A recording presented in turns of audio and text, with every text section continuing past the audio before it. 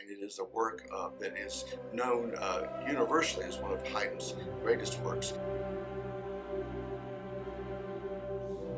The Mass in Time of War is a descriptive title, and indeed this is a title that Haydn gave to the work. The work is in C major, and we would normally just say the Mass in C. But this title, In Time of War, because at the time of its writing, in Eisenstadt, Austria was in mobilization process of going into war. And with that in mind, Haydn wanted to give this backdrop of war for this Mass that he was writing for a specific occasion. So what we have in this Mass is we have moments in which we hear brass and we hear timpani used in a very specific way to kind of evoke the idea of war in the background.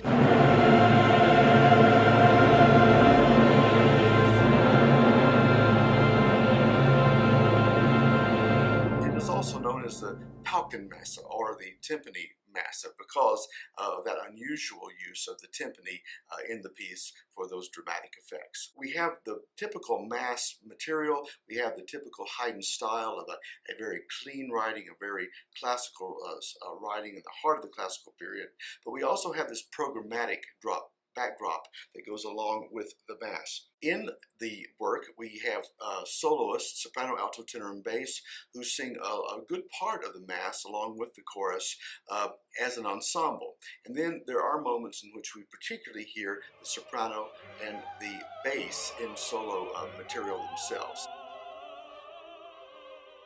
The second work that we have on our program is probably one of the best known pieces in all the world, and that is Beethoven's heroic 9th Symphony.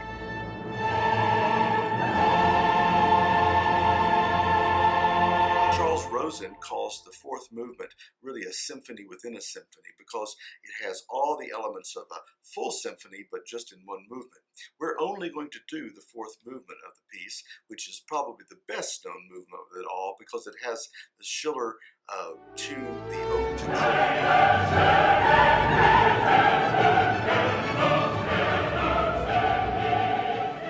Beethoven was the first composer to really incorporate a chorus into a symphonic work. The final movement is really a set of variations on that Hymn to Joy theme, and we hear it twisted around and turned into 2 or 3 different variations on the theme.